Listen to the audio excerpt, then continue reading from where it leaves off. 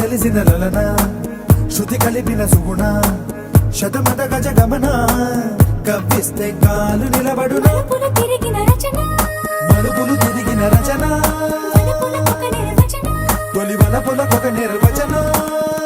నువ్వే చెయ్యిందియా నీతోనే నేనే చిందయ్యా పువ్వుల హారం వెయ్యా విధియా నదియా అక్కరలేదయ్యా వయసేసయ్యందియా వేదారి వల్లించుద్దయ్యా మనసే కలిసిందయ్యా వేనాతో నీ పని లేదయ్యా మాప మాప మాప రివగరిసా